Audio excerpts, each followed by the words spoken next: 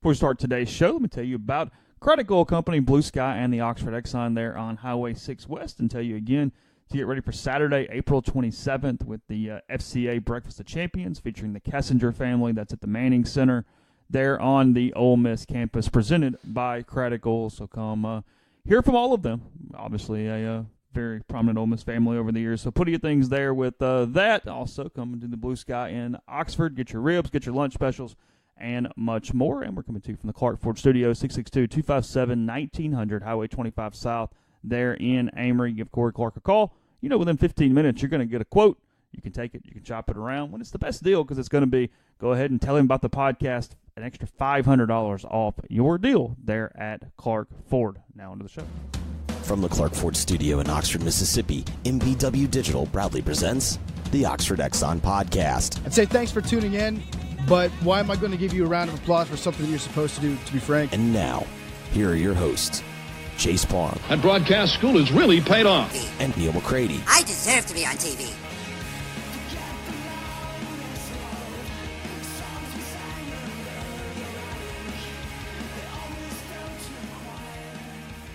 Welcome to this Thursday edition of the Oxford Exxon Podcast. Chase Parham, Neal McCready, Clark Ford Studio this morning. It is a couples edition of today's podcast. Jeffrey Wright joining us for his normal Thursday appearance, and then his girlfriend, Aleia Segars, joining us to talk to Bachelor after all the different teases we've done with that in the previous weeks.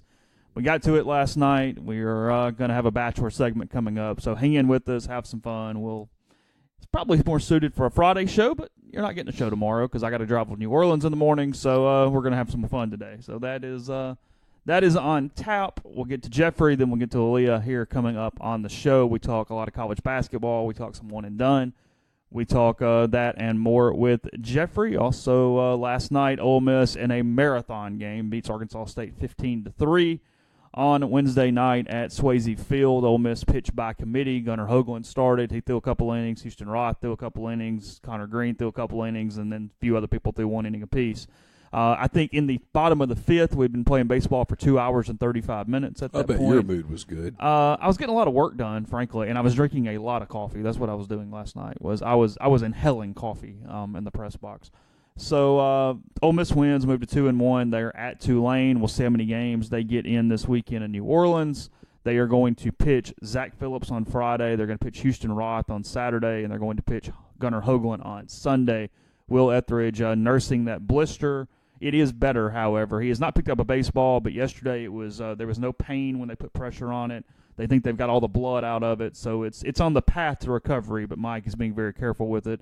Smart. He will not pitch this weekend. I highly doubt he even travels, but I don't know that. Well, there would be no reason because he probably accidentally pick up a ball and throw it. Just stay home. Yeah, just let it heal. Houston Roth threw last night without pain in his shoulder. He said there'd been a little stiffness going in, but with adrenaline and everything else, he was fine. We talked to him on video last night, so you can find that on rebelgrove.com at the top of the story. Also did a mailbag while I was watching the game last night. That's up at rebelgrove.com as well. So a lot of baseball content there as they head on to Tulane. I guess it's all the news from baseball. Thomas Stewart caught last night, did a nice job. He handled some breaking balls early in the game when that game could have gotten away. Gunnar Hoagland gives up 2 runs in the first before anybody's out of the game. Or there's an out in the game. And then he strikes out 3 in a row. Dillard handles the breaking balls, and then they just started mashing Arkansas State pitching, and it was what it was. His first start, it was cold. It was damp. He was. Was he just nervous? Yeah, he was overthrowing. He was kind of all over the place. Yeah. He was a little freaked out. In hindsight, good on Mike to go ahead and get him in at home in a game you're going to win before you send him to New Orleans this weekend and put him on the mound on the road, because it took him a minute. And then once he settled down, he was good. I mean, the breaking ball was very sharp. Frankly, the breaking ball was sharper than I thought it was going to be. Had a lot of depth. He placed it. The fastball didn't have the life I've seen, but again, it was cold. It was sort of a mess. I'm not going to judge him on his fastball last night. I got out and walked the dogs in the 5 o'clock hour, and it was sneaky cold. That makes any sense. And you weren't in Swayze. And I wasn't in Swayze, where it's 20 degrees colder than wherever it is sneaky cold. But it was sneaky cold, and it was that. And I realize he's pitching and he's warm and all that stuff. I get it. I understand. But cold is cold. and your hands get cold because you can't wear gloves and pitch. Correct. And it was that kind of cold where it just gets uncomfortable. You're kind of miserable. And I don't know that when when your hand gets that cold, you can really completely feel the ball where you just feel right throwing. The good news for Ole Miss last night, I thought, from a pitching standpoint, is they gave Jordan Fowler an inning, a guy that we had kind of – actually 2 innings. I might have screwed that up in my story last night. Sorry, Jordan. Let me go back. I don't think that's right. Sorry. Anyway, he was good, actually really, really, really good, and a guy that just had such a fall from expectations because he was sort of one of your heroes at the end of last year coming on as a freshman. Had a bad summer, had a bad fall for that matter, and just really, really, really struggled. That was wrong on the sheet. He threw 1 inning last night, threw 13 pitches, 9 strikes, struck out a guy. It was Arkansas State, but the form looked pretty good for Fowler last night. I also thought Tyler Myers, a JUCO transfer that they are kind of high on, even though we haven't talked about him much. I thought he was pretty electric. And then the best freshman last night wasn't Hoagland. It was Doug Nikhazy, the Florida kid, the left-hander that throws a cutter that really had some late life last night that I liked a lot. I think he has the chance to be pretty special here before he leaves. They've got those 3 freshman arms that are just going to continue to develop. But Nikhazy was excellent last night. He gave up a couple cue shots, gave up a couple hits, but who cares? It wasn't a big deal. He was very, very, very good from a stuff standpoint, and then they just lit up Arkansas State. Tyler Keenan hit a home run. Thomas Dillard hit a home run. Dillard hit a triple. They had 19 hits. That was the most since May 2016. Kessinger had 3 hits. Zabowski had 3 hits. Olenek had 4 hits. That's why I think they're going to be a really good team. They just have a bunch of bats. They just hit. And all of those young arms, if you're judging them on your first impression in a real game, you're not understanding the human aspect of this. They're people. Here's this podcast topic. This was brought up in my mailbag yesterday in a different way. I was asking the mailbag, would Ole Miss be a better team with Servideo at center field and Jacob Adams at second base? For the non-baseball followers every day, Servideo is the second baseman. He and Kessinger are dynamic in the middle infield. Ole Miss players have told me that if Servideo were the center fielder, he would be the best center fielder in the league, too, that he's that athletic. He could play anywhere. I can see it. Jacob Adams is perfectly fine at second base, and I don't mean that as a bad thing. He's fine. He's good. He's fine. Okay. He's not Servideo, but he's all right. He just keeps getting on base. He finished last year as the 3rd highest OBP on the team. Who, Adams? Yeah. He had 2 hits on Saturday, and right now there's not a real true place in the lineup for him because of Servideo. Here's where it gets a little funky, is you're going to play Olenek, so you got to put them all somewhere. And the way I answered this on the mailbag was, look, if they had a game tomorrow that they had to win for some dumb reason, you had to win one game tomorrow, yes, it absolutely makes the most sense for the reasons that we defined, and also because Tim Elko looks lost right now. The sophomore outfielder that was a really high recruit, didn't play role last year, had a big summer at the end of the summer, had a good fall, had a good spring, has talent out of his ears. He's just pressing. He looks uncomfortable at the plate. He's 0 for 11 to start the season. And that's kind of where I'm going with this, is if you're Mike, you got a lot of guys you got to get in. You got to kind of figure these roles out. And you're not, I mean, again, I'm not giving up on Elko by any stretch of the imagination. Are you playing him every day and just waiting on it at this point? Yes, right now I am. Yeah. Because it's February. Yeah. I'm not going to win a championship in February, but I can lose a player in February. Yeah. You got to do whatever you got to do to be a psychologist to keep his head on straight and say, dude, just swing, just chill. Because the option to do the Servideo and center field thing, like there might come a point middle of April when I got to call him into my office and say, okay, so look, here's the deal. You're my shortstop next year. Mm-hmm. You're the best middle infielder I've got, but I've got him here, and you get that. I need you there now. I'm asking you to do this for the team. And next year, I'll give you a solid that I was going to give you anyway, and you'll be my shortstop. But if you do that today, does it maybe give you a sweep over Tulane instead of 2 out of 3? Okay. And and this is, and I'm not making fun of the fan who says, by God, win every game. I'm not. I get it. But if you do that today, the message it sends to a kid like Elko is, you can't handle this. I don't believe in you. 1 week and I'm giving up. I don't believe in you. So you're out. And so now you lose him. And then you have an injury in May and you need him now. And he's gone. Mentally, he's shot. because they're not robots. They're people. So, no, I'm riding it out. I mean, I'm 11 at-bats in the course of things is a really small sample size. So he could get hot. He could go 2 for 3 and then 3 for 4 and then hit a home run. And on Sunday, suddenly he's hitting 380 and it's whatever. And he gets on the bus on Sunday going, man, I am tearing this shit up. Yeah. Right? So you just wait and see. But no, I don't.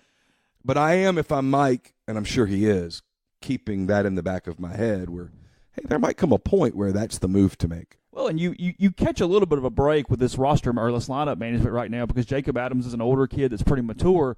But I got to find him at bats too. I mean, this is the hard part of Mike's deal right now is, hey, I can't just sit this kid on the bench. I got to play him. Well, there is such a thing as having I'm sitting Servideo, and it's all. There is such a thing as having too deep of a team. And the kid who's not getting the at-bats, whoever that kid is, two things. One, he's over there thinking, I should be getting these at-bats.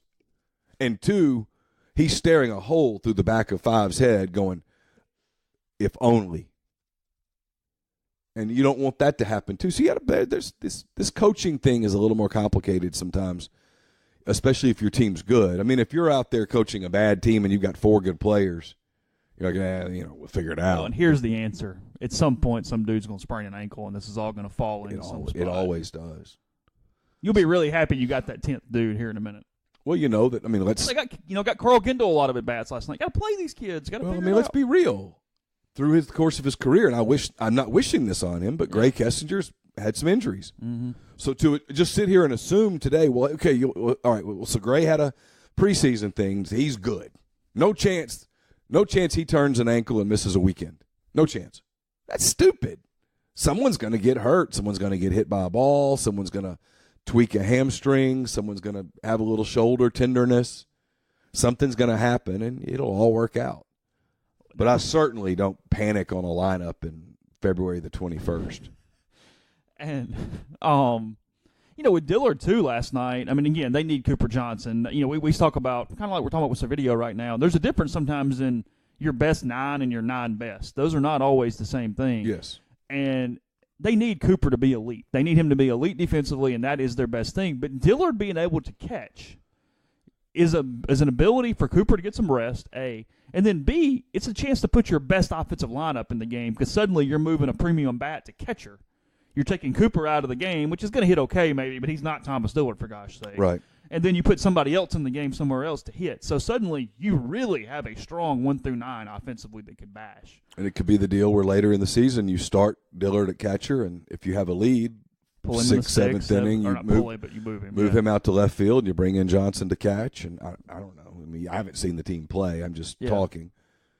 But I'd rather have too much depth than not enough. Yeah, I'd rather have versatility than none. I just thought he really increased his flexibility. He was pretty good back there last night. One game, but I was impressed on the small sample size. And you don't want to catch the same kid day in and day out. He can't catch 65 games. He wears out. Yeah. Just like you can't catch Dillard every game because you can't do anything to potentially mess up his offense. No, that's the other thing with him is I don't want him back there getting bumps and bruises, getting catching. a finger banged up, or he can't grab the bat the way that he normally would. I mean, I'm because your lineup changes drastically if he's injured for any period of time. I want him hitting the ball 400 feet. I mean, that's the thing with him is that he's a elite. It's why when people do, and I'm coming across like I'm ripping fans. I do this with the Cubs all the time too. It's why, okay, yeah, is your best lineup with him at catcher? Yeah, of course. Yeah. Absolutely. Well, then why don't you do it? Because if you do it 45 times in a 2-month season, he's not going to be his best in May when you need him to be. He's going to wear down. And if you have ever caught, if you catch enough games, you're going to jam a finger. You're going to bruise something. You just get worn out. And you're just more tired. You just get worn out, and it's also mentally taxing. You're calling pitches. You're in the game. It's a little easier to stand out in left field. Left field's not taxing. No, you got time to contemplate the meaning of life out there. Yeah. You also have time to get over your last at-bat and prepare for your next at-bat. And Thomas Dillard's going to win games for his team at the plate more often than he is behind the plate. Mm-hmm. Yeah, they've got, They've got something pretty significant right now with Keenan and Dillard there in the middle of that lineup that just hammer the baseball. Don't get cheated. They both hit monster shots last night. That's why if it's me and I'm them and Johnson's serviceable at the plate, even if he's not quite serviceable at the plate, as long as he's good behind the plate. If he's good defensively, I can hit him in the ninth hole and we'll just eat it. Yeah. Because the rest of that lineup is so good. Yeah, they're really strong 1 through 8 right now. I mean, Olenek can hit. You got a bunch of Kessinger can hit.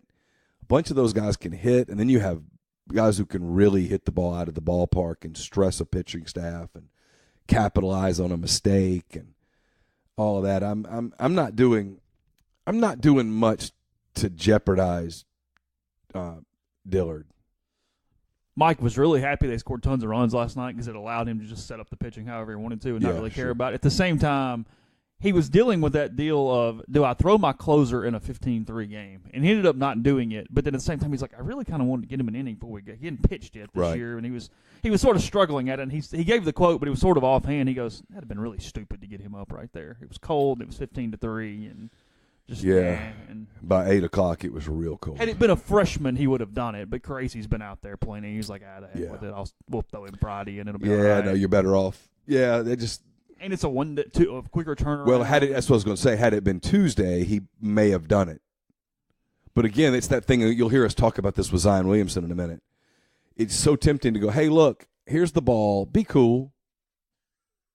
Now, I'm going to walk off here, and the adrenaline's going to start going, and a kid with a different uniform is going to step in, and an umpire is going to point at you, and I'm asking you to be cool.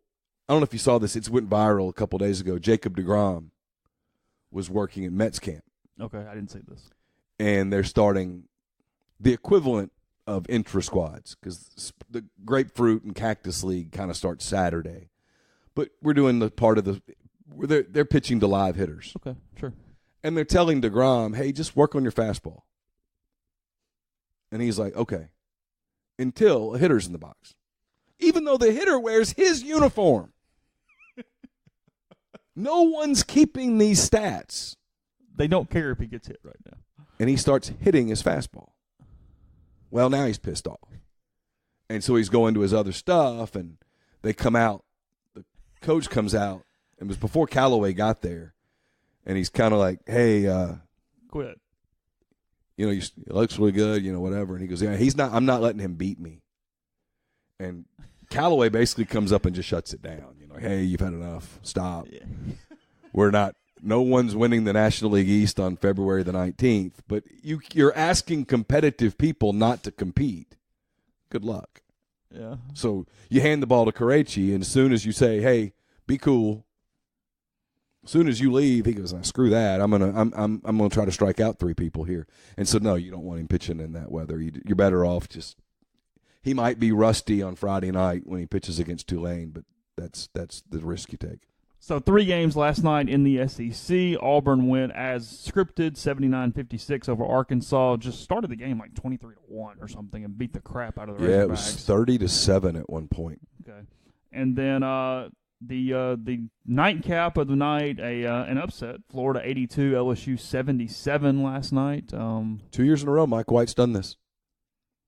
2 years in a row. Victory in Baton Rouge over LSU. 2 years in a row after getting a road win at Alabama. They've had a nice week. LSU had a pretty slippery week. You barely get by Georgia, and then you do this. They looked a little weird the last week.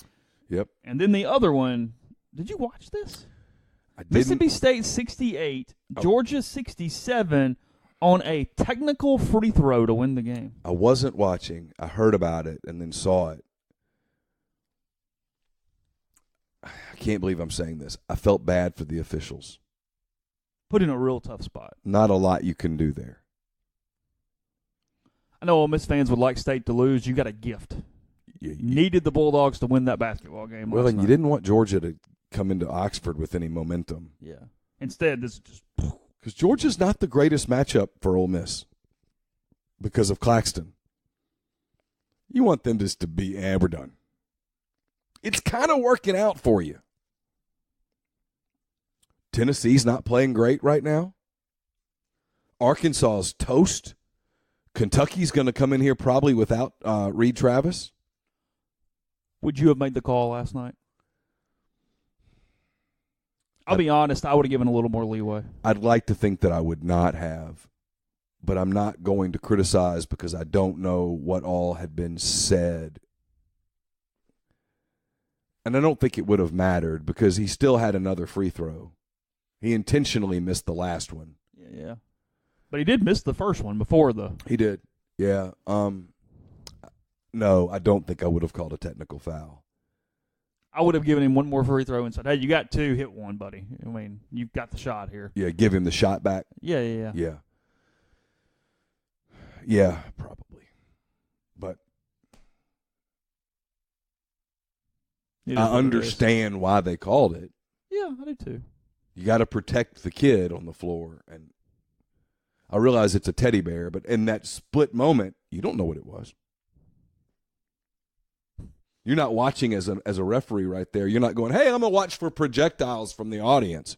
Look, it was Georgia. They suck. They're out of it. And it was State, who doesn't get followed a ton. Oh, my God, had that been a Kentucky-Tennessee game or something. Sure. Of course. That's why I said I rarely say this, but I felt for the officials. I did. I mean, they, along the lines of they're human. Yeah. You're forced to make that decision. You don't get 30 seconds to go, hey, so what do you think, Jim? Well, I don't know, Bob, but let's talk about it. Nope, You have to make it right now. Yeah. And so he teed it up, and by the rule book, that's letter of the law, it was fine. And that's the right call, and so sometimes when in doubt. Podcast brought to you in part by Scripted Jewelry, scriptedjewelry.com. Go to the website. Let them personalize in your handwriting the perfect gift for that special someone. You know you're going to get a discount when doing so, too, when you're checking out Rebels 10, REBELS 10. But go to the site.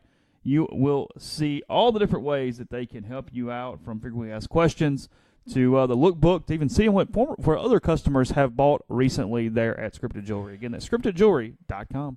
The Ole Miss women's hoops team back in the pavilion tonight for a matchup with Mississippi State Bulldogs. Join at 6 for free food in the Pavilion Club. Tip-off is set for 7 p.m. For tickets, visit OleMissTix.com. The Ole Miss men's basketball team returns to the Pavilion on Saturday against the aforementioned Georgia Bulldogs, 2:30 p.m. Tickets remain, can be purchased at OleMissTix.com. We are about to get busy on the Patterson and Earhart hotline. Patterson and Earhart, attorneys at law, specialize in personal injury law and real estate law, but theirs is a general practice that can handle any of your legal needs.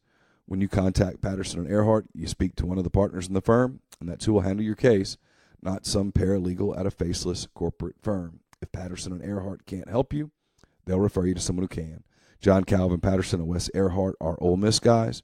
They're local guys, and when you call them, you're going to get one of them on the phone within the same day, guaranteed. So whether you've been injured in a car wreck or have other legal issues, give them a call, 662-526-1992, or check out their website, pelaws.com. Your initial consultation is free. If you're coming to Oxford this weekend to watch Rebel Hoops at the Pavilion, or maybe you're coming later in the season, coming for a baseball weekend, coming for a double-decker, or you're planning to make it your home for the Ole Miss football season in 2019, great place is Home 2 Suites. It's conveniently located 1 mile from campus, just off the Old Taylor Road exit, 662-238-3400.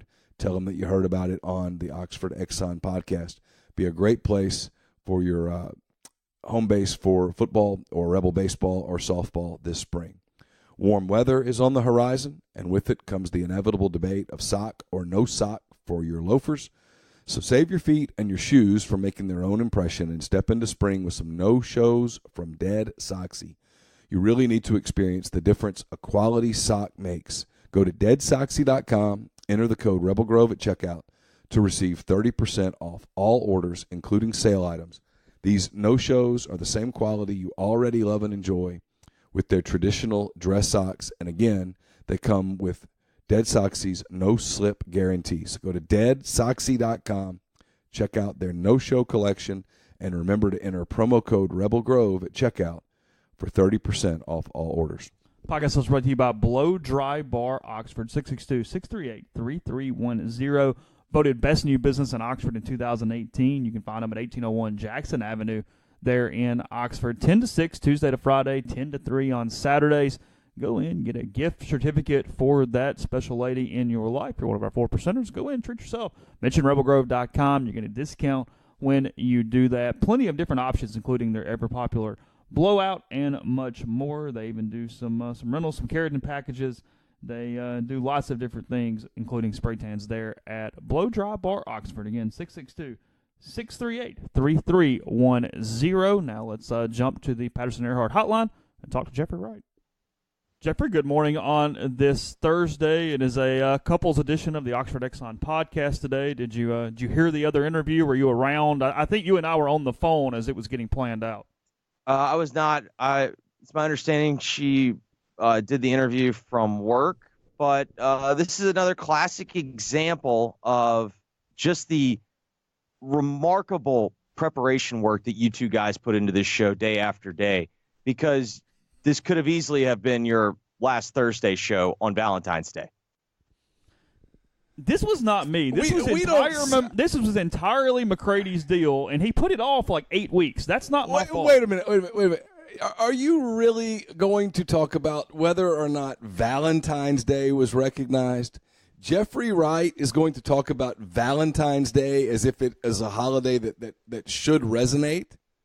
First off, well done. Best defense is a good offense. Way to go on the attack. All I'm saying is if you guys would have thought about this, maybe this would have made more sense to do it on Valentine's Day than it does another random Thursday. I mean, and didn't you actually kind of knock Valentine's Day out of the park? Just saying. I mean, you had a trip in there. You thought about the actual day too. I mean, you really, in hindsight, doesn't matter how you got there pretty well. Well, some guys just wake up in the morning and piss excellence, and I'd like to think of myself as very much in that manner. I didn't even ask you. Where'd y'all go in New Orleans? Went to Herb Saint, which is my like favorite restaurant down there. That's your thing. I think it's better than Pesh. I'm going to go to the grave defending that, but Okay. I've received nothing but vitriol and insults, and it hurts my feelings when people dismiss my opinion. And then let's see.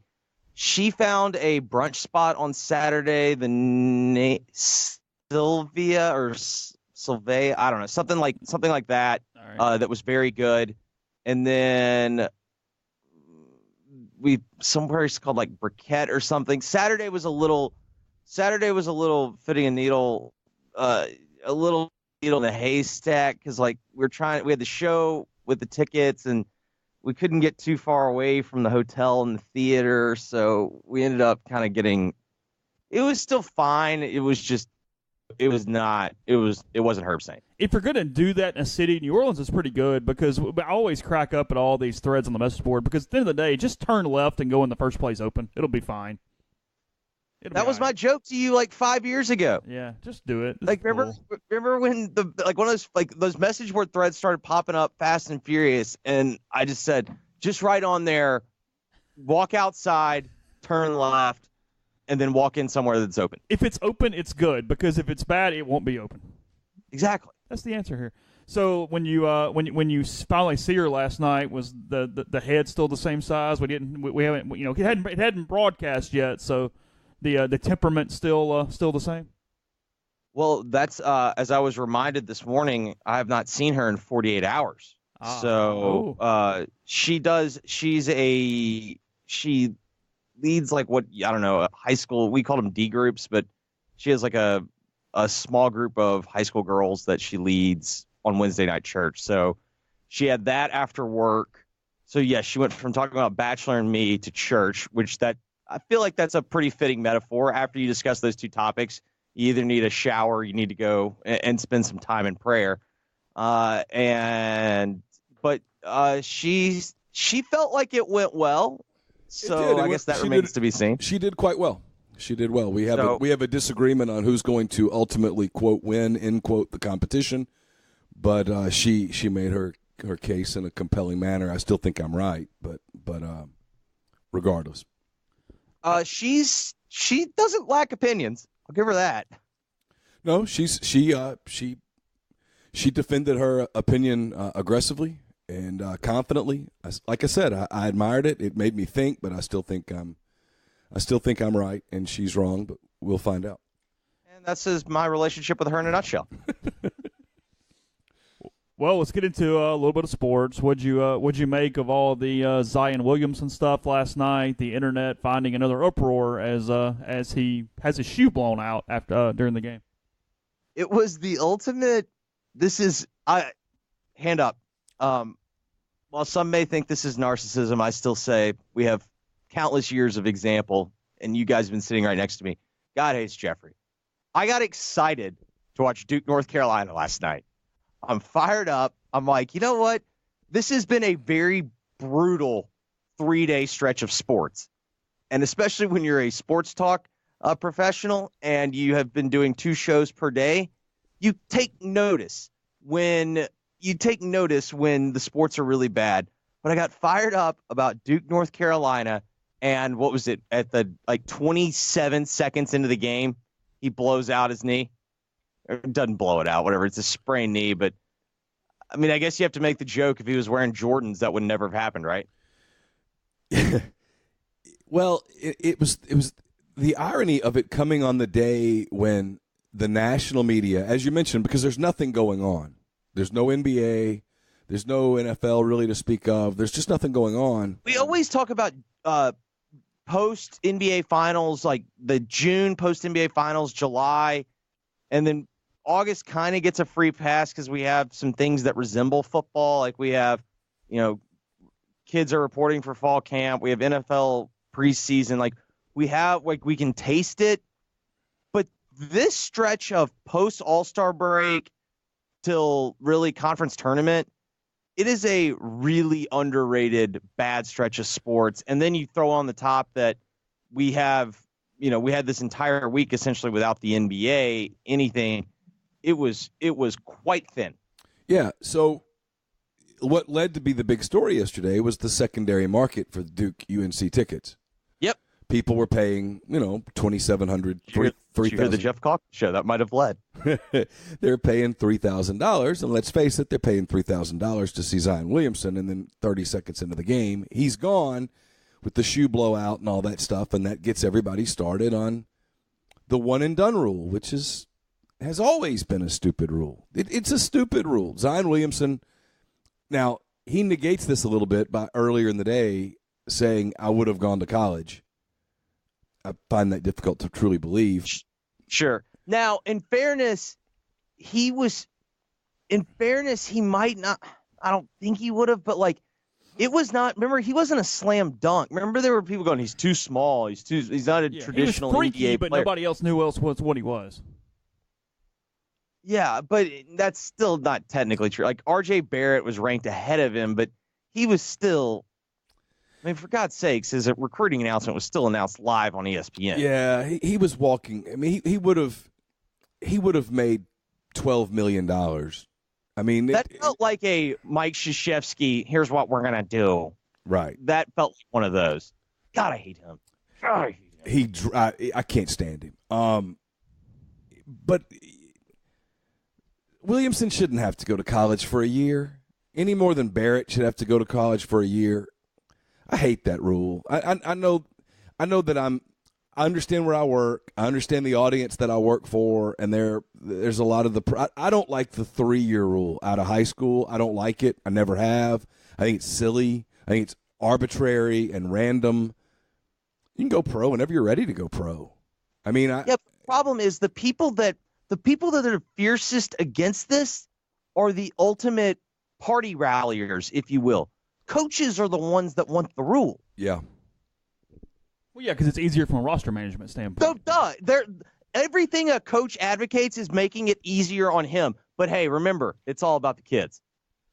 I mean, my point on it, and I realize this is apples to kumquats, but my point on it has always been if an accounting student is so good that he or she gets a professional offer after his or her freshman year to go to some Fortune 500 company and make $250,000 a year accounting, and I realize that doesn't happen, but would anybody say, no, you really ought to stay and finish college? They'd say, yeah, go. I mean, the problem is you have to have a certain amount of hours of accounting before you can sit for the CPA. Certifications But yes, and all that stuff. I mean, I realize it's not a good if you're example. a computer program, if you are in the computer science department there at Ole Miss and you are a shining star, and then Microsoft or whoever, soup du jour company out of Silicon Valley comes and recruits you and says, here's $300,000. How many kids are going to go, you know what, I really need to finish this degree? Exactly. But here's the other thing that's also a little misleading, and I'm fine with it because I understand we have to have competitiveness in terms of sports. Hey, this idea that you're the best player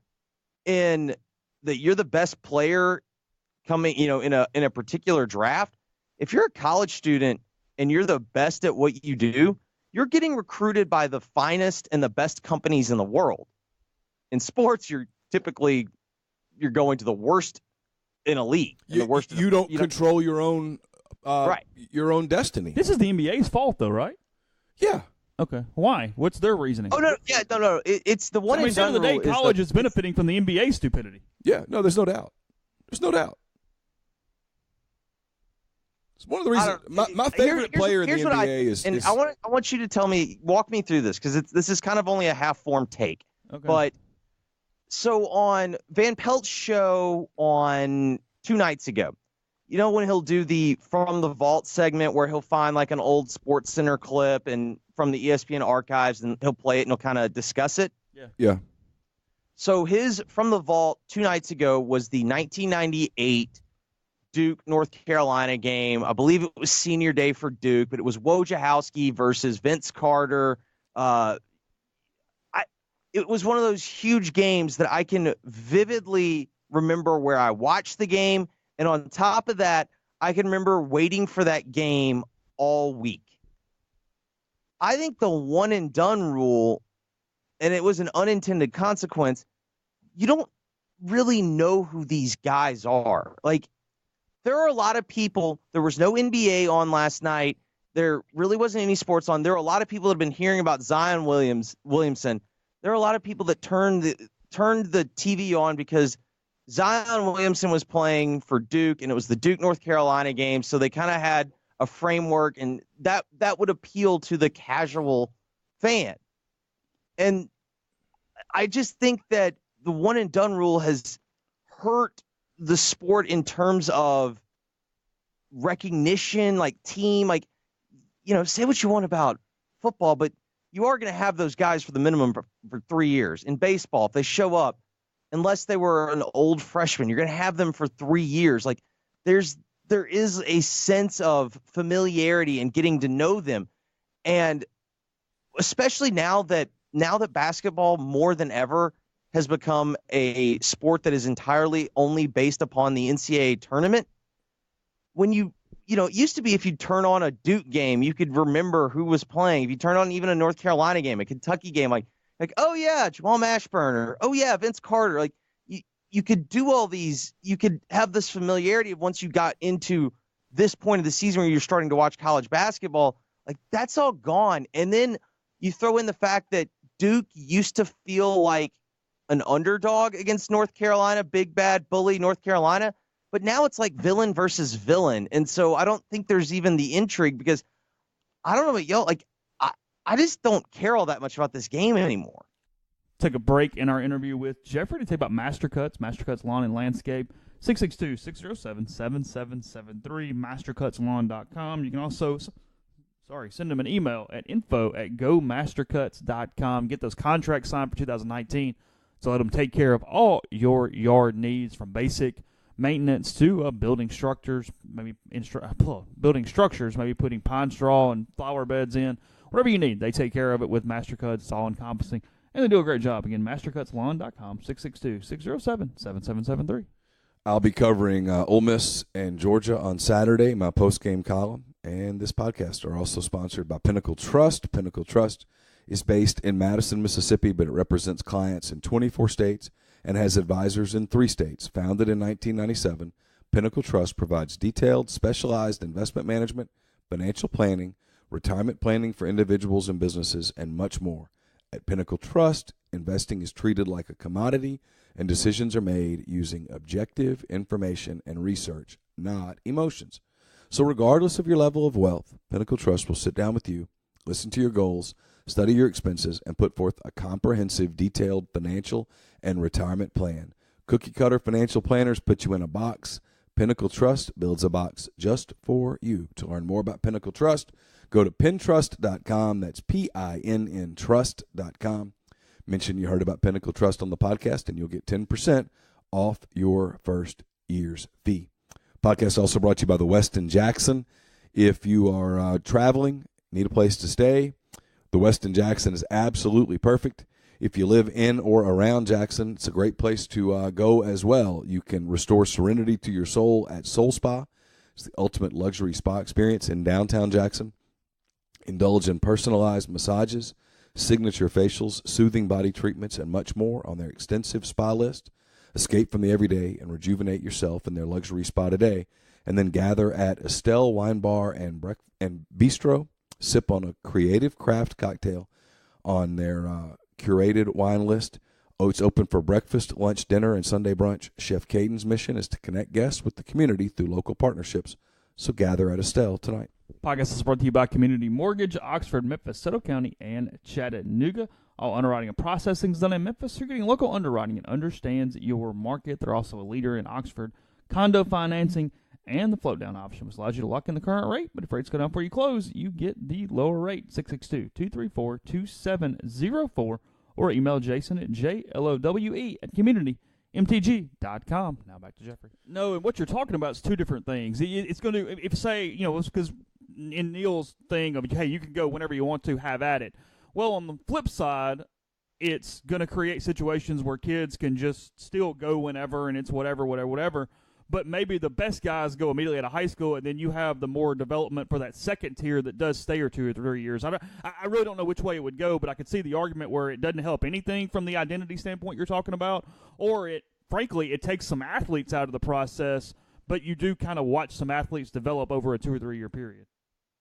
Yeah, I mean, I guess the idea is that if you get rid of the restrictions for kids that don't want to really go to college or don't need to go to college, inherently you're going to have more kids playing college sports that want to play college sports. And so it becomes less of a obligation and something that kids just have to do for a semester versus, and then you wind up with more people that that want to be college athletes. So what's the NBA's reasoning for this?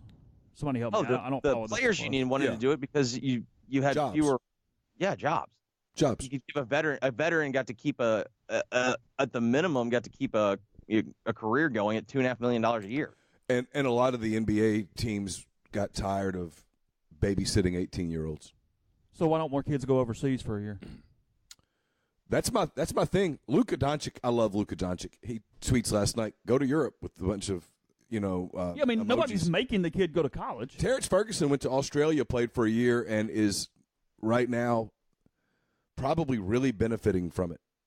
I mean, let's get real. The real answer is they're going to make just as much money going to a big program than they are. The big colleges are paying them. That's the answer. And they don't have to go live in a foreign country. Yeah. Nike and Adidas and And here's the other thing. This always gets left out of the argument.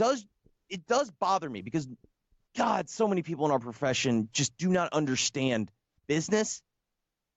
Marvin Bagley III had more of a brand than probably any of the guys in the draft because he played for Duke.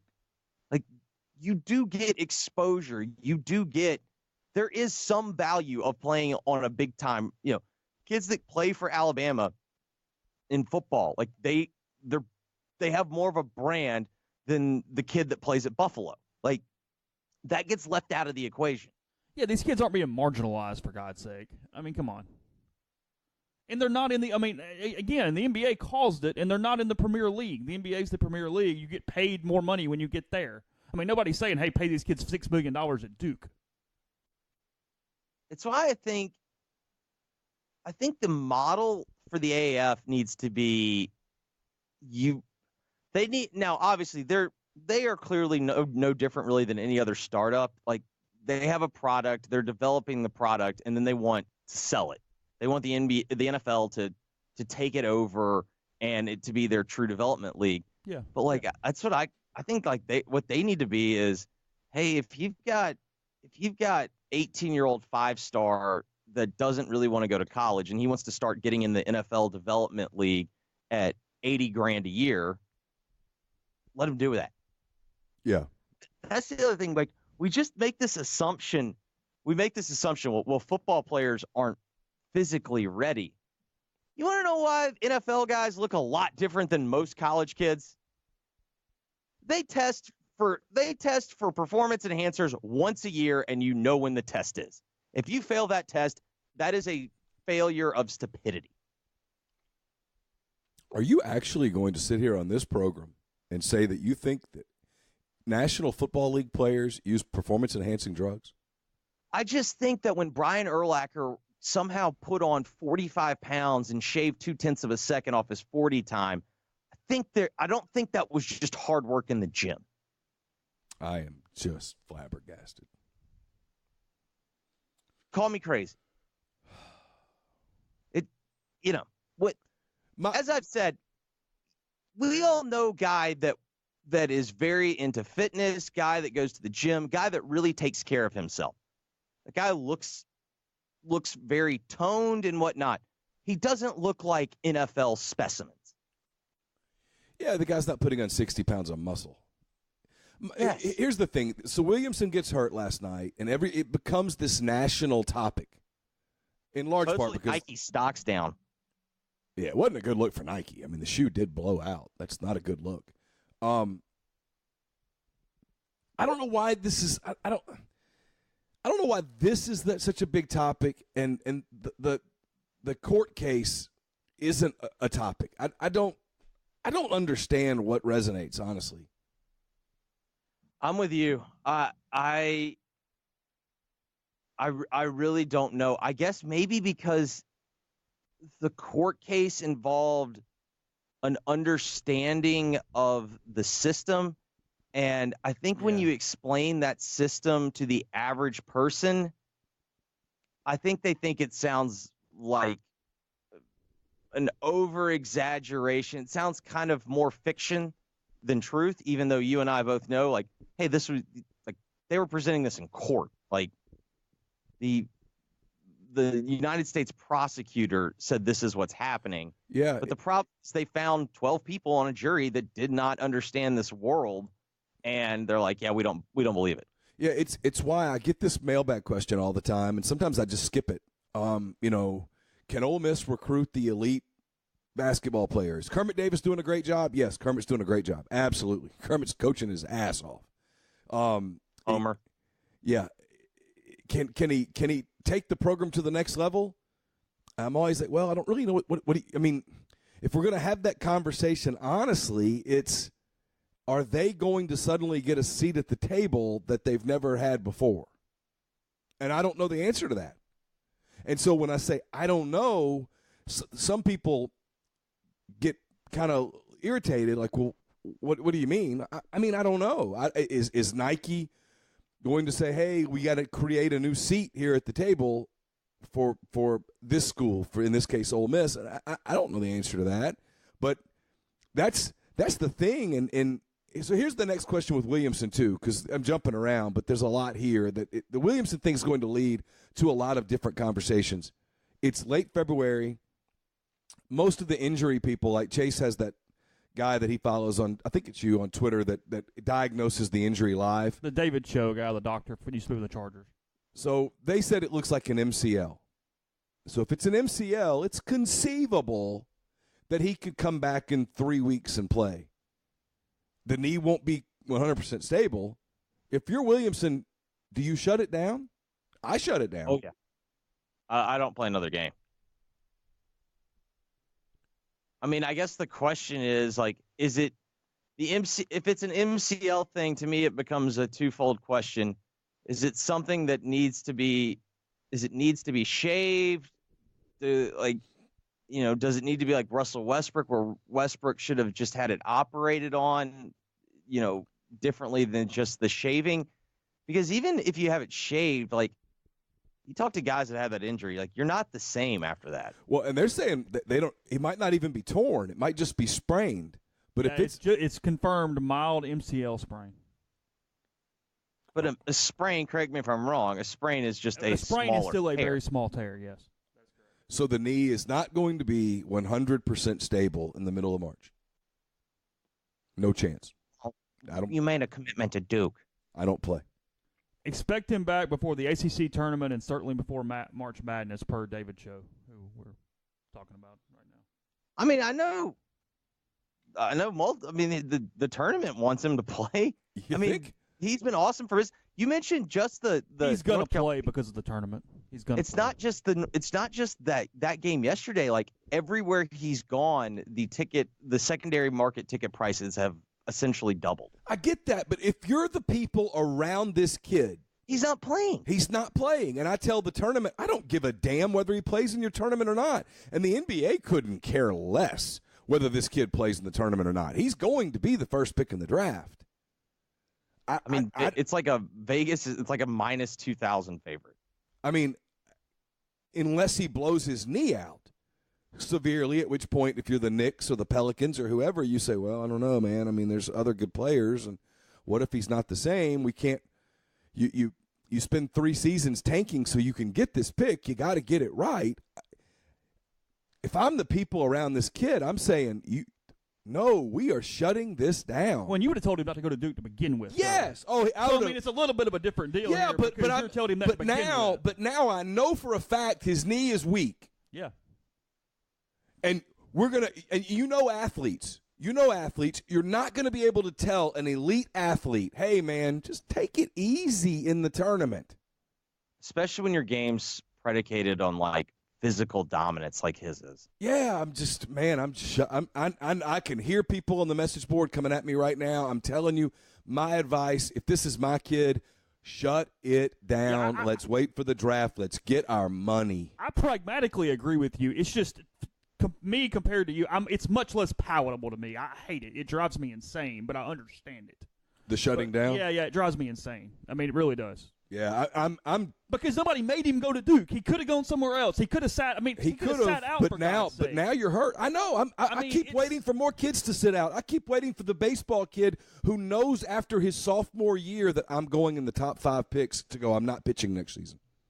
I'm not doing it. To sit out the playoff. I'm waiting. Oh yeah, I'm waiting. Oh, that's coming. That's absolutely coming. I'm waiting for the Jadeveon Clowney that goes, I'm not playing my junior year. Yeah. I'm gonna go work out. You know what I can do. It's on film. I'm going to go get in better shape. Nick Bosa, I mean, he got hurt and did it, but I mean, that's what Nick Bosa did. I mean, there was the idea, the thought was he was probably healthy enough the last couple of weeks of the year to play, but he's like, screw it. Yeah. I'm the number 1 prospect. Yeah. I mean, I'm never going to be the guy that blames that kid. It's generational wealth that you're risking, and it's so easy for other people to go, well, you made a commitment. I mean, it's so much money. Well, I don't know if you know this, Neal, but I'm military, and in the military, we make a commitment to the team and to the greater good. And, what are you going to do? You're going to go back on your commitment? Well, and so here's the answer to that.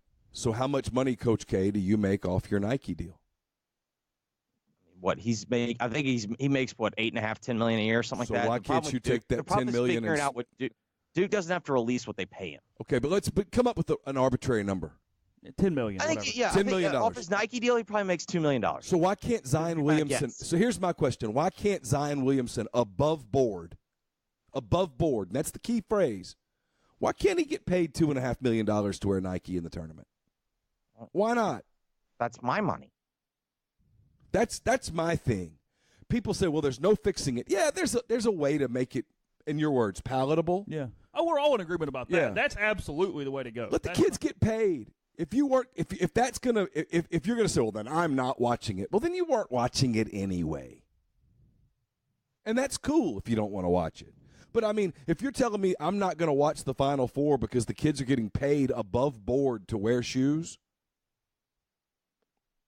that's not going to stop me from watching the Final Four. I mean, it's kind of on the flip side. It's like when people ask, like, why has the NFL never had a development league? And I'm like, they have a development league. Yeah, it's called college football. What? They don't have to pay for it. That's why, you know what I mean? Like, it's double A. I really do think like we completely overlook. Are you really telling me that was Laquan Treadwell that much physically more prepared for the NFL after his junior year than he was when we saw him as a freshman? My opinion, no. Like I don't. My opinion is he would have been more viable for the NFL after his freshman year because he got hurt. Well, yeah, he would have known how to run a route tree. That would have helped him. But he got hurt his sophomore year. I mean, he wasn't ever the same player after that injury. Yeah, I just think there's a middle ground somewhere. I think you can't just be in a bubble constantly because you're worried. I mean, Jeffrey Simmons hurts it during combine prep, for God's sake, not even during a game. Sure. If you're going to tear a knee, you tear a knee no matter what you're doing. But the idea is the more and more regulation, the more and more restriction you put on any form of entertainment, like black markets are going to develop. Sure. Bring it above board. Do what now? Finish that thought. Bring it above board. Like, gotcha. Like that's my whole deal. It's like, yes, Chase, I fundamentally agree with you. Like, yes, you can get hurt doing anything. My deal is they're putting more and more restrictions, and they're coming up with more and more regulation, and now the black market's stronger than ever. Yeah. I mean, what was Godfrey's line on signing day? I heard inflation finally hit the SEC. Yeah. Where the what Georgia's doing right now, yeah. If you believe the numbers, and I do, they're incredible. Kids and kids are getting smarter and saying, I want it up front because I still might want to transfer if I catch you lying to me. I don't want it. I don't want it in monthly installments. I want it up front. Do what? I hope Kelly Bryant got paid 4 times. And if I were him, I would have opened up my recruitment again after Missouri got the bowl ban. Yeah, I wouldn't begrudge him. I mean, do what you got to do. I mean, it's. I don't know. It's. I'll give the NCAA credit. After all of this stuff, they have essentially doubled down on the model. The one thing that everyone said they wouldn't do is exactly what they've done. Credit to them. I mean, they have a play. Well, they're winning in the courts. Yeah, they won. I know. Because the people, you're right, a jury simply did not believe it. There are people out there that there are people that, we get it all the time. Chase gets it, I get it. When people say, well, why didn't school X recruit better? Well, they got outbid. Well, that's just an excuse. Okay? I mean, at this point, I don't know. That's the point in the discussion. I started to call it an argument, but it's not an argument. That's the point in the discussion where I'm like, okay, well, we're done. I mean, we can agree to disagree. Have a great day. I mean, there's nothing else to say to you when a kid's offered when the offer gets so exorbitant that it's like free agency, right? I mean, there came a point where the White Sox with Manny Machado said, oh, yeah, that's further than we're willing to go. Well, and the White Sox gave him more money per year, and they structured the contract to where he could win, he could earn $350 million. But he goes, I want my $300 million guaranteed. Yeah, I want my guaranteed money. We find out today the reason Bryce Harper didn't sign with the Nationals is because $100 million of the $300 million was deferred. I know you got to go, Jeffrey. Last question, about a minute here. We talked last week about Coach of the Year in the SEC, Kermit, Will Wade, Rick Barnes. Am I crazy to think that if they run this thing all the way out, no matter what they do in the NCAA tournament, Frank Martin could get your vote? Ooh. They go 13-5 in the league? I don't think it's crazy. They were picked 13th. I still think that as long as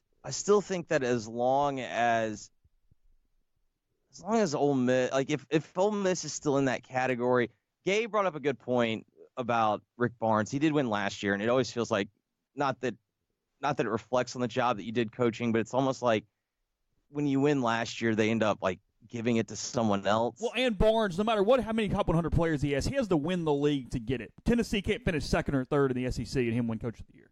Correct. And then on top of it with Frank Martin, it's like it kind of hurts him that it's established that he's a good coach. And even though anyone that's followed Kermit's career, like Kermit's always been a good coach, but he's still kind of new.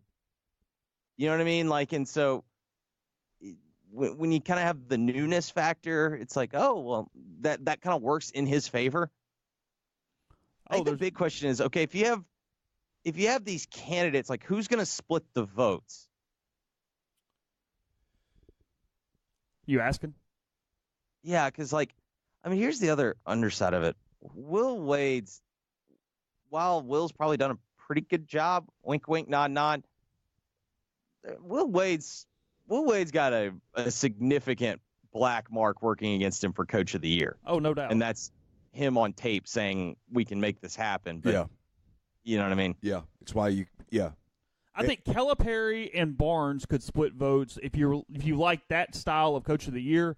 And then I think you've got Kermit and then potentially somebody throwing a fly in the ointment with a vote for Frank Martin on the other side. Yes, I can see that. If Kermit makes the NCAA tournament, he should win. Yeah.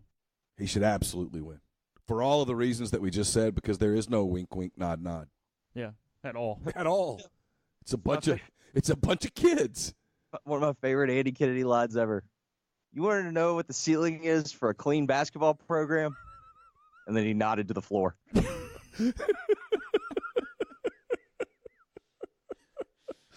Jeff, this is what it looks like, buddy. Yeah. Good luck on live radio today, Jeff. Find plenty of topics. Oh, can't wait. Enjoyed it. Thanks to Jeffrey for always giving us tons of time on these Thursdays mornings. Podcast also brought to you by G&M Pharmacy there in Oxford on South Lamar. You know they deliver. You know they offer MedSync and much more. You can transfer your medications easily to G&M by just giving them a call at 662-236-2222. I've done it, and you can too. And I'm going to tell you now about how they're offering CBD oil in multiple different ways, including sublingual oil, soft gel capsules, and topical salves as well. It's an all-natural product. Again, it's hemp, not marijuana. You're not going to start hallucinating and different things like that, but patients have figured out that it is helping them out with many things, including depression, anxiety, pain, insomnia, and more. It's FDA approved. You can't say that for all the different ways you can buy it on the internet. You can get it, though, locally at G&M and with Tyson Drugs. Again, 662-236-2222. The podcast also brought to you by John Edwards of Regency Travel Incorporated in Memphis. A lot of you have taken advantage of this, which is smart because John is part of Virtuoso. It's a worldwide network of travel partners that allows John to supply his clients with added values and unique benefits that are simply not available to other travelers. What you do is you call John and you say, so here's what I'm thinking about. I'm thinking about taking this trip. And I'm thinking about doing this and this. This is what I want to do. This is how long. This is my budget. And then sit back and let John give you some options that you would not otherwise find on your own. It's 901-494-3387 or send him an email, jedwards@regencytravel.net. First-time clients can save $50 off their first booked trip just by telling John you heard about Regency Travel on the podcast. We're also brought to you by Grenada Nissan. If you're in the market for a Nissan vehicle, Grenada Nissan's the place to go. They have a complete selection of new and previously owned Nissan vehicles. Go in, test drive one today. Tell Gene and Sandy you heard about Grenada Nissan on the podcast. You'll get Rebel savings on top of the already great deals at Grenada Nissan. It's GrenadaNissanUSA.com. And we're brought to you by Harry Alexander. I'll be putting up my 10 weekend thoughts at some point Sunday evening probably.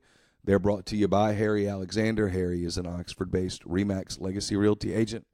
He's been in Oxford more than 4 decades. No one knows the residential and condo market in Oxford better than Harry. Go to his site. He'll prove it to you. HarryAlexander.com. Click on the Properties and Neighborhoods tab. Filter through by what you're looking for. And then send him an email. It's ha@harryalexander.com. And we're brought to you by Oxford University Bank. OUB, locally owned and operated right here in Oxford. When you deposit money at OUB, that money and the vast majority of the bank's profits go right back into the Oxford community. OUB gives you the comfort of home, all the benefits the big mega banks provide, all the technology and products you can want, all with the personal touch. And when you call OUB, you speak directly with a live person. There's no 10 buttons to push, no 5-minute wait. OUB offers its customers the absolute best cash checking account. It's called Kasasa, and with Kasasa, OUB will pay customers 2.5% interest on their balances up to $50,000. And with Kasasa, ATM fees nationwide are refunded. OUB also offers online bill pay and mobile check deposit using its online app. To learn more about OUB, check out liveoxfordbankoxford.com or call 662-234-6668. OUB is FDIC insured. Let's jump back on the phone lines now. Go to Jeffrey's better half. We'll bring Aleia Segars into today's podcast for Neal and her to pontificate about The Bachelor. So here we go. All right, Aleia, welcome into the show. It's been a long time coming. I know there's been quite a bit of anticipation about your appearance on the program, probably a bit of trepidation about your appearance on the program. But here we are, and it's The Bachelor. We're going into week 8. It's time for the always dramatic hometown dates. And before we even get started, tell me if you agree with me. I do believe we have officially rid the program of all of the riffraff. We're down to the 4 that actually ever had a chance. Correct. I know you had said a couple of times on the podcast you guessed the top 3 of the 4. I did. I'm kind of in the same boat with you. First of all, I've been saying since day one it was going to be Hannah G at the end, and I still think I'm correct. And the only one I think I didn't guess was probably Tayshia, because she was one of those that kind of came out at the end. But yes, all the riffraff, all the girls that actually, can I say, had content, such as Demi, or the crazy one as you call her, are all gone, unfortunately. So now it's down to the nitty gritty. My theory on Tayshia and him was that Tayshia was going to be his confidant, that he liked her, he liked her, and he trusted her, and I think he was sort of playing in that no man's land of she was sort of in the friend zone and yet kind of not quite in the friend zone. And so he was playing that little game with her where he could get some information and yet keep her around in case he started to sort of feel something. And maybe that's what happened, because she's the upset in the Final 4 for me. She's like Loyola of Chicago making the Final 4. Because I thought I thought the other Hannah, the beauty contestant, I thought Miss Alabama Hannah, I thought she was going to make the Final 4, and then turns out she was ousted in the round of the Elite 8, and she didn't make the Final 4. I thought she would make it. I never thought Kerpa would make it. Frankly, Kerpa is the 14 seed that made the Elite 8, and good for her. I mean, that is a hell of a run. I didn't seriously. Every week she would get a rose. I'd be like, excuse me, what? Yeah, I never quite figured that one out. There was a point there where I was like, hey, am I missing something? But turns out I'm not. So, okay, so here we go. We're going to talk about the 4, but before we talk about the 4, I'm curious to get your thoughts on how do you anticipate, because we're a week away from the awkward portion of this show, and I don't want to belittle anyone that makes this lifestyle choice, because to each his or her own, and you have your life to live, and that's cool. I'm truly not judging. But from the ABC standpoint, they've made his lack of experience a talking point on the show. And throughout the history of this fine program, there has always been the fantasy suite thing where he gets the card and he extends the card and everybody knows what's on the card, and they go to the room and they close the door, and there is at least the presumption that they're going to get to know each other significantly better than maybe they have before. And with him, with this being a big part of his persona, and I'm starting to actually believe it, how do you anticipate them handling that after the hometown dates? So, first of all, I do want to say I believe that he is a virgin, strictly because no girl has come out and said, hey, he's lying, I can prove it, type thing. Second reason I believe it is, I don't know if you know this, but his ex-girlfriend is Allie Raisman, the gymnast that was like the front runner for all the Michigan State stuff. So when a few weeks back, when Miss North Carolina said that, she had been sexually abused and raped, and he said he knew how that went because his ex-girlfriend was like that, that's who he was talking to. So I could see, since they were pretty serious, they held off on that because of her past. So I do think he is a virgin. However, and I do think that the fantasy suites will happen, and I do think that somebody's going to swipe his card during that time. However, this is my philosophy, and this is just me going off watching the past and kind of knowing where this goes and that type of thing. I do think because of how they played it up so much, if he went to the fantasy suite with one girl and slept with that one girl and didn't pick her, I think he would come across as kind of a scumbag. Because I think that girl would the whole time would be like, you gave that to me, but I'm not good enough to marry you, because of how he's been putting it up there. So I do think it will be with one girl. I do think he will go to the fantasy suite with two. I could potentially see that third girl, them going on that one-on-one, and him being like, well, we've made it this far, and I just don't see you as that person that I'm going to take into the room with me tonight. Because he's done that with numerous girls. I mean, he's cut them loose pretty freaking fast, if you haven't noticed. Like you said earlier this week, Chris Harrison hadn't even been needed. I don't even think he made an appearance at all last week. Harrison, I do think it will. Chris Harrison has robbed us of one of my favorite lines in the show, and I'm being totally serious. I love it. Every time he does it, I watch his face. I get a kick out of it. I laugh. It's fun. When he steps up in the rose ceremony thing, when they're all standing there, and even though we all know that we're down to the one rose because the TV camera has shown the one rose, he walks up and says, whatever the guy's name, Colton, ladies, this is the final rose of the evening. I love that. I love it. It cracks me up. I get a big kick out of it. I'm like, everyone knows, and then they go on and he makes the final cut and whatever. But you're right. He hasn't been needed because our boy doesn't waste time, which leads me to my next question. The other big cliffhanger in this has been the wall scene, Colton running and jumping the wall. Yes. So far, Colton hasn't jumped the wall. Is it possible that one of the 4 semifinalists are going to really put the moves on him and he's going to panic and go sprinting over the wall? Is that it, or did the wall not make it? I don't know. See, I don't think we'll see the wall this week. I think they built up the wall way too much. It's got to be near the end. You got to keep coming back. So I do think it'll be with the last 3, but I don't know what it'll be about. So I was listening to a podcast with him on it today, actually. He didn't give away any spoilers or anything like that. I do not know anything.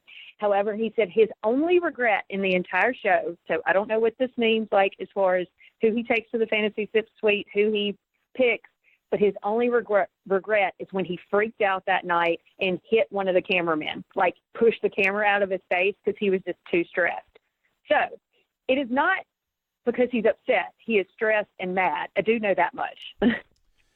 Okay, so let's talk about the 4 semifinalists. I'm going to seed them 1 through 4 because this is a sports show, and I think it's appropriate.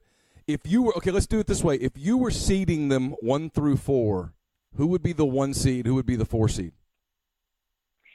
Okay, I would seed it as Hannah G, number 1. Like I said earlier, she's been my favorite, or not necessarily my personal favorite person, but she's been the favorite in my book to win it. Okay. And number 4, I'm going to have to say probably Tayshia, because I do agree with you. Like, I agree that he kind of kept her around, and I don't see the spark between them two as much as I do the other 3. Who would be your 2 seed, Cassie or Kaylin? Probably Cassie, and that might be a little more personal because I have never really liked Kaylin. The whole entire season, I was like, she seems a little fake to me. Okay, my seeds are very clear-cut. I think Cassie is the 1 seed. I think Kaylin is the 2 seed, and it's close. The 2-3 is close. Hannah G's the 3 seed. Tayshia is a distant 4th. If this were a basketball game, Tayshia would play Cassie in the semifinal, and Cassie would be like a 21-point favorite in my book. I mean, it would be only the kind of game that Jeffrey would bet on. I mean, there's in my eyes, there's no way Tayshia reaches the finals, the final 2. There's no chance. Yeah. And on the flip side, in my eyes, there's no way Cassie doesn't, because from a I don't know, lust standpoint in this thing, to me, there's no question that's the one he is most physically attracted to. And I just think she's the prohibitive favorite. She's got to screw this up in the hometowns or something. Or if you told me he's only taking one girl to the fantasy suite, I wouldn't even blink. I'd say Cassie. Well, I actually found something out about Cassie recently, and this is one of the reasons why I don't think she will win it all. I do think she will probably be top 2. Okay. But the shocker, I'm sure, these girls are here for fame. No. And Cassie happens they're here for love. Oh, yeah. They're totally there for the right reason. Okay, thank you. Well, it came out that Cassie has actually been on a reality show before. Surprise. Oh, my God. You know, she has practice, so she knows how to act in front of a camera. It is actually a Christian-based reality show. It's on like some kind of Christian streaming service that you can pay for. And anyway, it's about her and her ex-boyfriend and like some other people they went to college with somewhere in Southern California. I should have asked Jeffrey this because I'm sure he knows the exact college I'm talking about. But they, it just follows them going to this very strict Baptist college. And remember, a few weeks back, she confessed to him that she had sex, and it disappointed her family. And that's why, because she went to this very strict Christian college. And I don't know if ABC will allow her to win it. Can I say that? She is a speech pathologist from Huntington Beach, California. She has 2 cats. I don't know if you know this. Do you know the names of her cats? I do not. I have not looked that much into it. Maverick and Goose. So she's a Top Gun fan.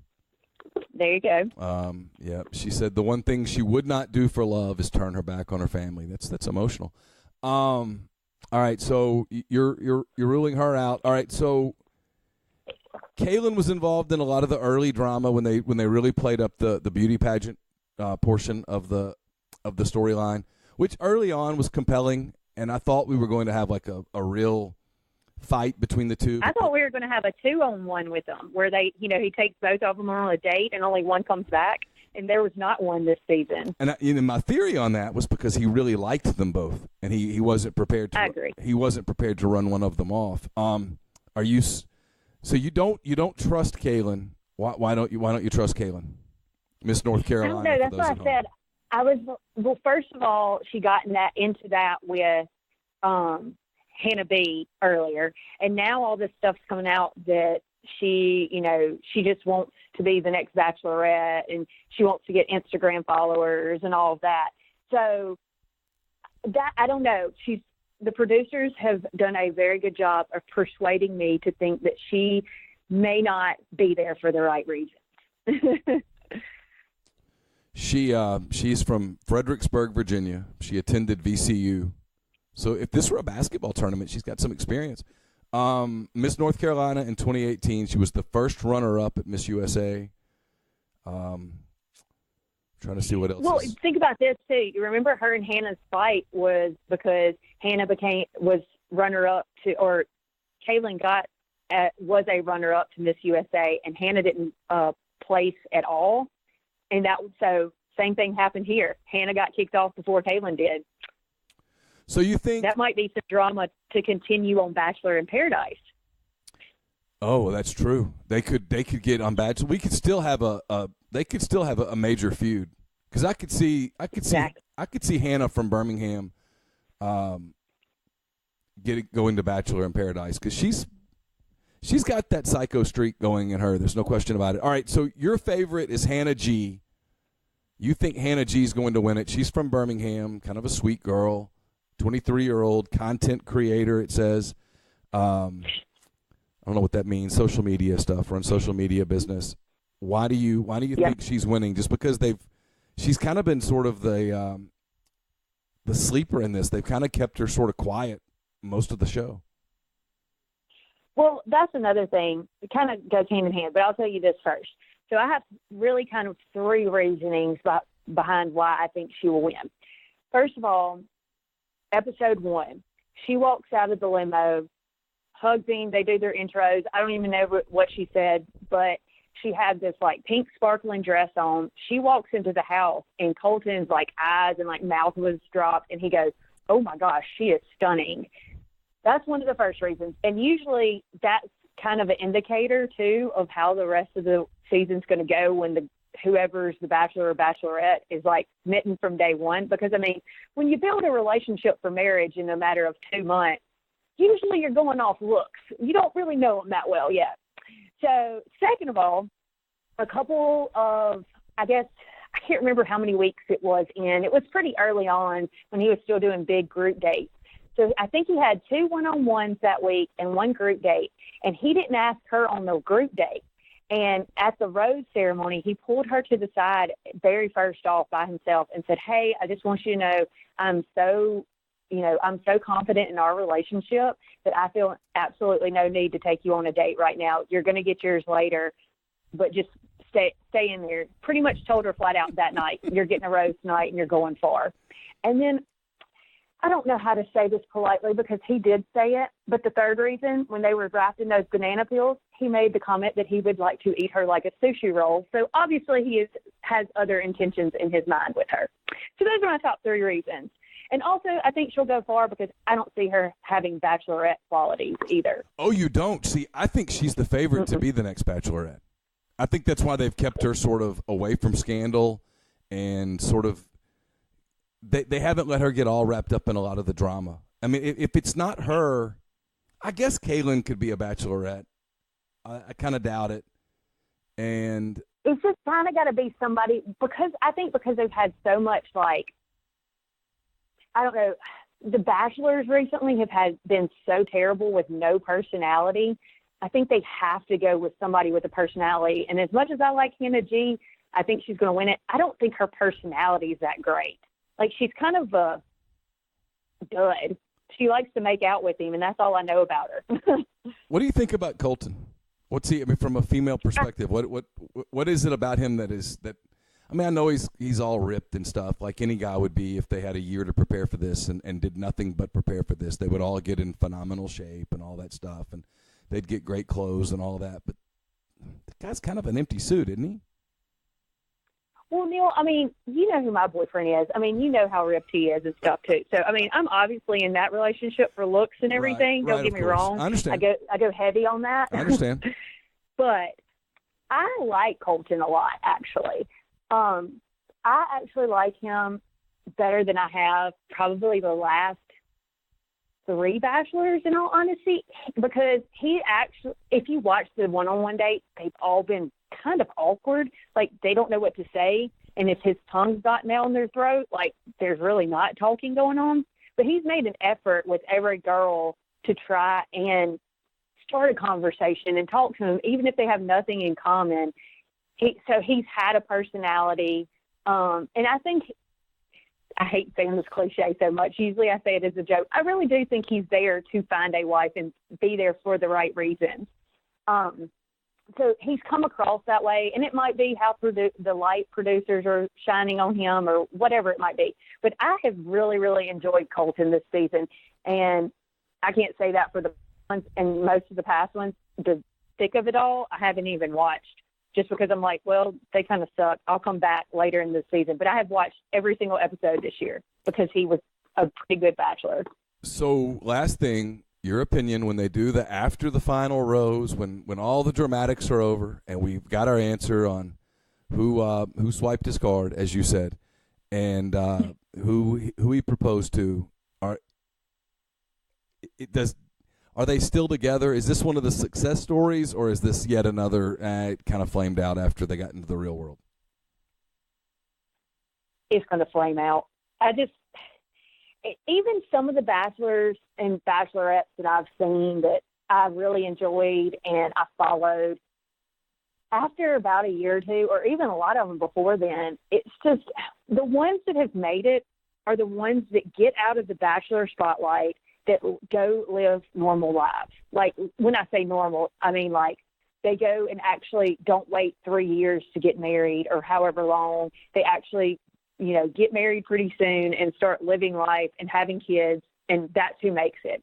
I feel like him and any of these girls, whichever girl he picks, I think they're going to try to be too much in the Bachelor limelight and stay as content creators or Instagram famous people, and it's just not going to work.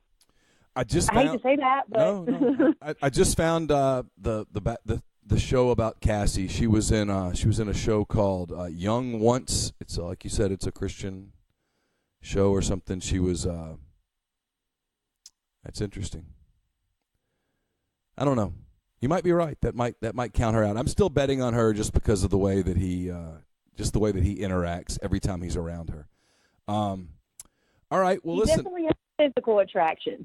Yeah, there's no question that's the one that he. It's one of the two that he's super attracted to. There's 2 to 3, and then I think after that, like I said, I think there's 3 contenders going into the Final Four, and then there's Loyola of Chicago, and they've had a hell of a run, and it's coming to a close, and everyone knows it, and that's okay. When it ends, everyone will say, "Wow, you made it further than anyone thought. Good for you." All right, Aleia, really appreciate the time. We'll see how it turns out in a couple of weeks, and maybe when it's over, we'll revisit and see which one of us got it right, if either one of us got it right. That's very true. Thanks, Neal. All right, Aleia, take care. Bye. Thanks to Aleia and obviously Jeffrey for allowing that portion as much as he did not look forward to it, I don't think, but he was a good soldier about it. Content's king and all. So appreciate that. Appreciate that a lot. Sorry, I'm getting blown up about something surprising me anyway. Anyway, there's more? Well, I don't know. I haven't looked at it. Maybe. Anyway, all right. Appreciate both of them. We don't really have a lot else. Almost baseball in New Orleans this weekend. You got something? Just a little programming update. Yeah. We'll have Greatest Pod in the South taping today. The plan, Russell has had some health issues in his household. I don't think it's him. I think it's everyone but him. We're planning to tape a soft verbal tonight, so we'll try to get that up to you tomorrow. And then Chase will have baseball. I'll have basketball. And to my knowledge, football starts next week. So we'll have it'll get busy for a good month and a half. It will. So plenty of content from all that. Again, check rebelgrove.com for a little bit of everything. We'll talk to you again on Monday.